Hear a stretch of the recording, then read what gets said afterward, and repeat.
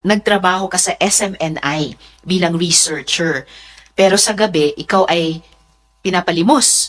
Ah, ganun ba yung ano? Ganun ba sa SMNI? Researcher by day, pulubi by night? Yun ba yung utos sa inyo? At sino yung nag-utos ng ganito sa iyo? Opo, Madam Chair, researcher po ako sa SMNI News sa umaga. Tapos after sa duty po namin, 6 to 4, 8 a.m. to 4 p.m. po. After, 6 p.m. po kami mag-start ng mamalimos ng gabi.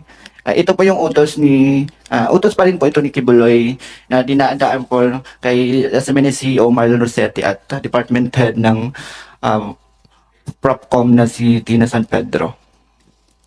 Si Miss Tina na sinabi mo rin sa affidavit ay sinasaktan ka. Yes po, Madam Chair. Sinasampal po ako ni Tina pag hindi ko po nahihit yung goal every night. Kasi dahil na rin po sa pagod sa duty ko sa newsroom, kaya hindi ko po minsan nahihit yung goal na binibigay niya sa akin. Oo naman. At kahit doon sa duty mo sa newsroom, may sweldo ka ba doon?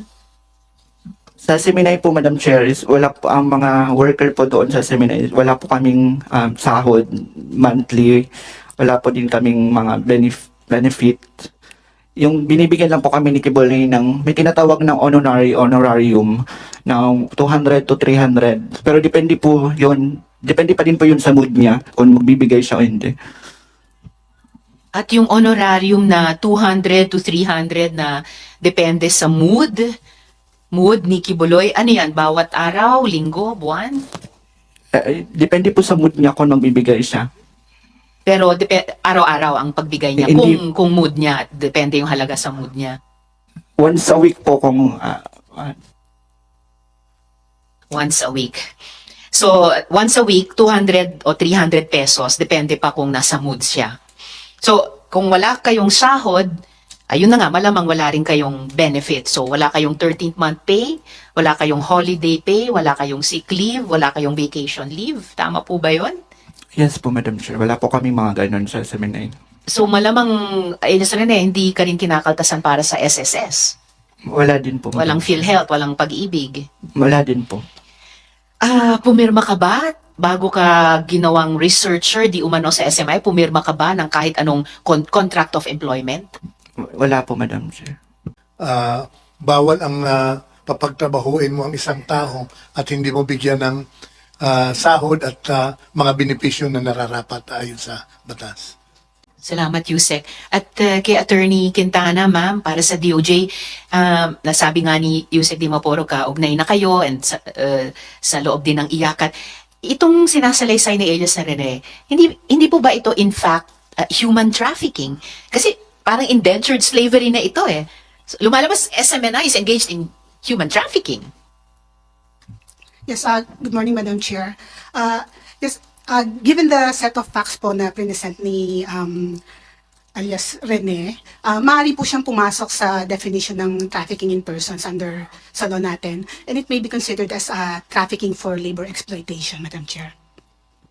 Salamat, Attorney Quintana. So, at least dalawang dimensions pala, human trafficking per se, and then trafficking for labor exploitation. So talagang kailangan din talaga yung patuloy na pag-inspect dito, di lamang ng DOJ, pati ng DOLE, kasi kung ano yung aspeto ng maaring matukoy na krimen. And kung maaring engaged in human trafficking ang SMNI, talagang mapapaisip ka, binibigyan ba dapat ang possible or probable human trafficker? Binibigyan ba dapat yan ng franchise, no? But anyway, balik kay Elias Rene, sa tingin mo ba, alam ba ni Kibuloy yung pang-aabuso ni June Andrade? I think, Madam Chair, alam niya po kasi nagsusulat po ako ng letter to Kibuloy through Executive Secretary na si Eleanor Cardona. Pero hindi po ito pinapansin. May confirmation ba mula kay Eleanor Cardona at may confirmation ba mula kay Kibuloy kung natanggap nila ang sulat mo? Pinapatawag lang po ako ng pinapatawa ako ni Eleanor Cardona tapos fellowship lang ako ng mga Word of God. Yun lang po. So, at least sa pagkaalam mo, natanggap at least ni Eleanor Cardona yung sulat nyo dahil pinapatawag kanya at fine-fellowship kanya. Opo, Madam Chair. Okay. May confirmation ka ba kung natanggap mula kay Eleanor Cardona kung natanggap ni Kibuloy ang sulat nyo? Sinasabi po ni Eleanor Cardona na nabigay niya yung letter. Okay, so at least mula kay Eleanor Cardona, may some kind of confirmation na natanggap ni Kibuloy yung sulat nyo dahil sinabi ni Eleanor Cardona na ibinigay daw niya kay Kibuloy yung sulat nyo. Yes po, Madam Chair. Pero merong bang sagot o anumang tugon mula mismo kay Kibuloy tungkol sa sulat mo? Wala po, Madam Chair. Okay, Elias Rene, siguro isang huling tanong mula sa akin sa ngayon, ano po, nabanggit mo dito sa affidavit mo na nakita mo si former President Duterte at ang ngayong Vice Presidente na dating Mayor Sara Duterte. At pinaalalahanan kita, Elias Rene, ha, tulad ng lahat ng resource persons, under oath ka. Makukumpirma mo ba ito na nakita mo sina dating Presidente Duterte at kasalukuyang VP, dating Mayor Sara Duterte, dun sa Glory Mountain? Before that, Madam Chair, gusto ko lang i-correct yung Sons of David Orchestra po, not Philharmonic Orchestra. Okay, so ibang pangalang orchestra, hindi Philharmonic. Opo, Okay. Madam Chair. Well noted. Ngayon, yung kino-confirm mo ba na nakita mo sa Glory Mountain si dating Presidente at si dating Mayor na kasalukuyang Vice Presidente? Yes po, Madam Chair. Nakikita ko po sila sa Glory Mountain.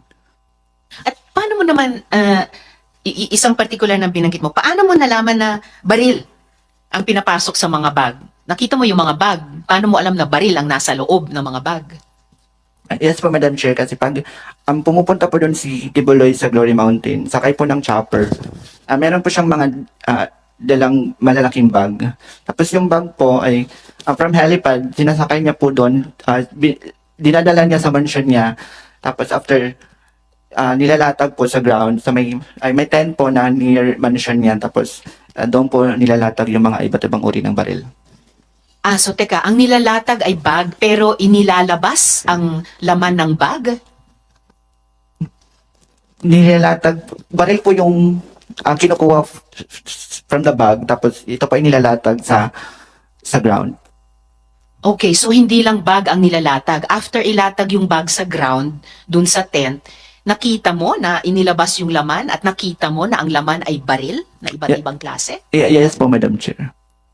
Okay, so kino-confirm mo yan sa komite na nakita mo ng sarili mong mata na inilabas ang laman ng mga bag at ang lamang ito ay mga baril na iba't ibang klase. Yes po, Madam Chair. Okay, maraming salamat, Elias Rene. Baka may mga tanong pa yung kami ng mga komite mamaya po. Ito pa pala, follow up lang, Elias Rene, para lalong mapatutuhanan, ma-confirm o ang mga sinabi mo sa amin so far. Paano mo nakita? Paano mo nakita na baril ang inilabas sa bag? Di ba landscaper ka? Hindi ba kayo bawal lumapit dun sa tent? Yes po, Madam Chair. Mansion ni Kibuloy, dito lang po kami sa gilid nagla-landscape. Tapos, sinasabihan po kami, kapag pumupunta na si Kibuloy, sina-advisean po kami na bawal po namin sabihin yung mga nakita namin sa mga kasama namin doon sa Glory Mountain. Ganong kalapit o kalayo dun sa tent na pinaglatagan ng bag, yung tent na pinaglabasan ng mga baril, gaano kalapit o kalayo sa mansyon kung saan ka nagla-landscape, yung tent na yan? Malapit po, Madam Chair. Masasabi mo ba kung ilang metro ang layo o ang lapit ng mansyon kung saan ka landscaper dun sa tent? Like from here, then doon sa may pinto po. Okay. So, ganyang ilang metro lamang Ganyan po kalapit, Madam Chair. mula sa upuan mo hanggang sa pintong iyan ng ating hearing room. Yes po, Madam Chair. Okay. So, kaya mo sinasabi sa amin na nakita mo talaga na baril ang inilabas sa mga bag na inilatag dun sa tent. Yes po, Madam Chair.